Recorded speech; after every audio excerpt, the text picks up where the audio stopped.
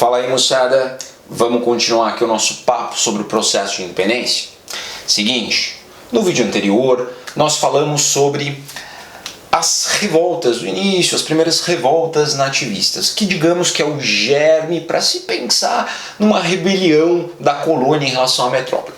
Porém, uma rebelião de nativos que não tinham ainda uma identidade brasileira, vamos dizer assim, né? Eles estavam revoltados com a coroa por algum motivo. E foi criando-se a condição aí que vai levar no final do século XVIII a esse processo de independência, tá? Então as revoltas nativistas são os antecedentes de como a coisa vai se proceder.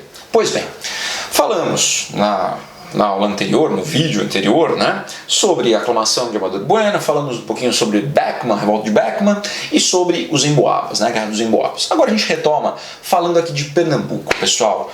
Em 1710 vai acontecer um episódio, né, entre 10 e 11 vai acontecer um episódio em Pernambuco, que nós chamamos de Guerra dos Mascates, beleza? Guerra dos Mascates. Pois bem, para começar a conversa, vamos contextualizar Pernambuco, para entender qual é o pano de fundo, né, desse episódio. Pernambuco, no começo do século XVIII, era uma região que iniciava um processo de decadência. Lembra lá? Vimos em aulas anteriores que no final do século XVII o açúcar das Antilhas vai superar o açúcar do Nordeste brasileiro, né? Fim do ciclo do açúcar. Então a região estava começando a passar por um período de dificuldades. E vai ser esse o contexto, tá? Diante dessas dificuldades, quem vai sentir mais o baque disso, sem dúvida nenhuma, foram os senhores de terras, né? Os senhores de engenho.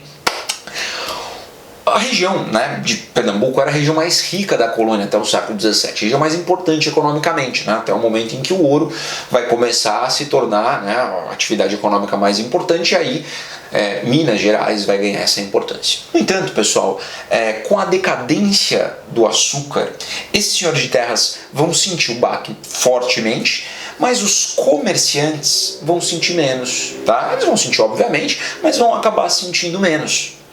Os comerciantes, eles eram vistos pelos senhores de terra como pessoas menores. Eles eram, assim, de certa forma, os senhores de terra eles se viam como uma espécie de nobreza da terra. E os comerciantes eram quaisquer um, né?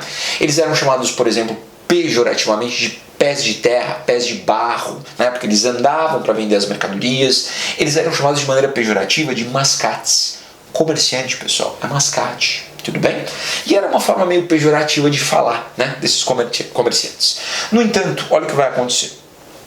Nessa época, Pernambuco, ela tinha como capital Olinda, que é onde os grandes senhores de terra, eles tinham residência, eles tinham as fazendas dele e tinham as residências deles ali na cidade de Olinda, que era a capital, era a sede do governo, né? E eles eram os responsáveis pela administração, não é? Lembra dos homens bons das aulas anteriores, dos senhores de terra, que eram os políticos, não é? E nessa época, Recife não era uma cidade, era um bairro de Olinda, ok?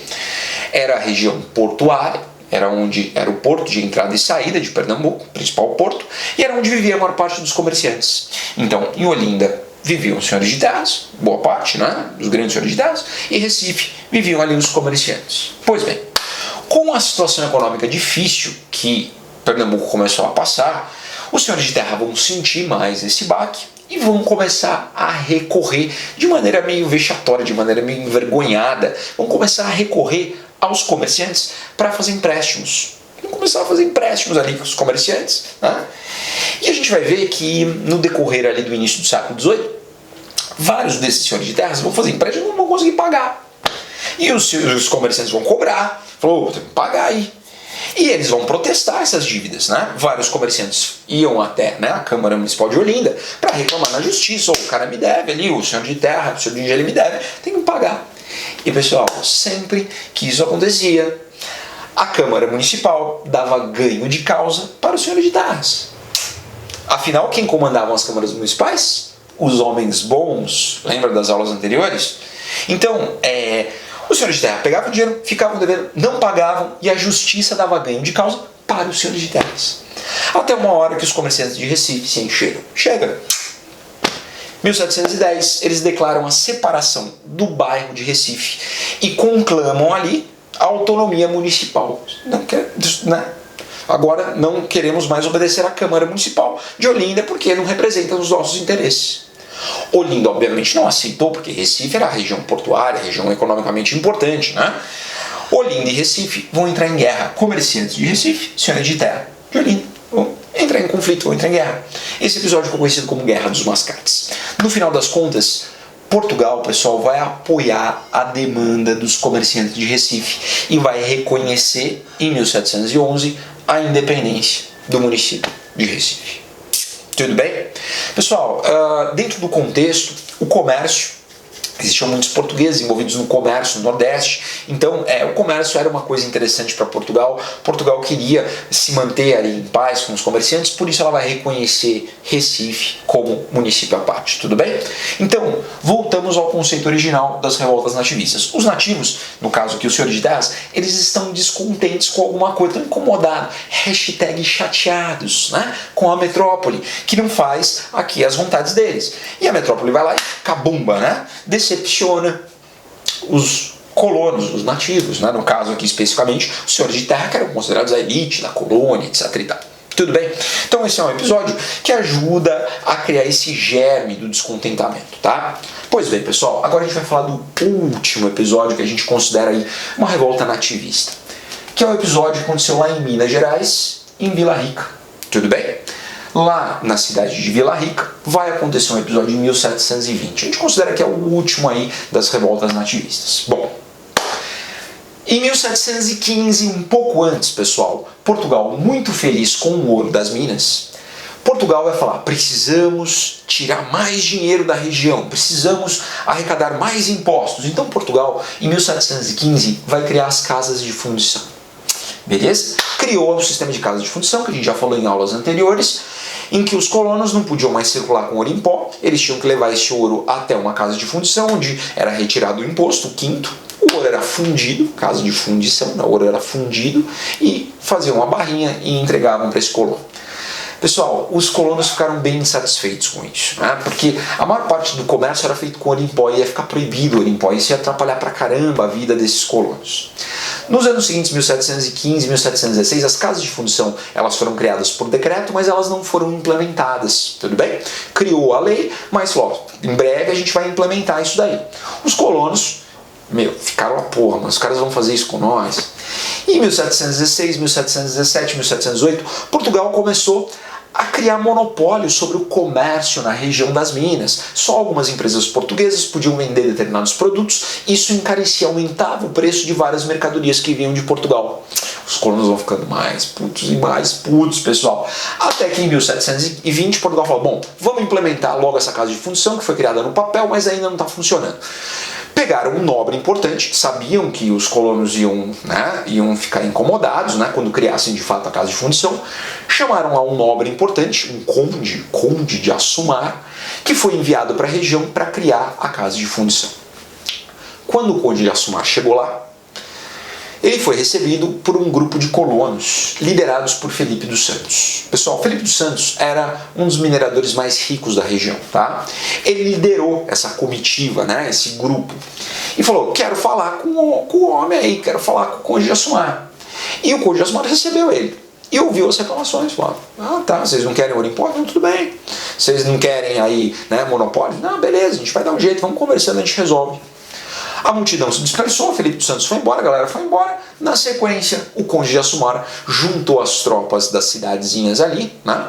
Ouro Preto e tal, juntou as tropas, foi lá e prendeu Felipe dos Santos.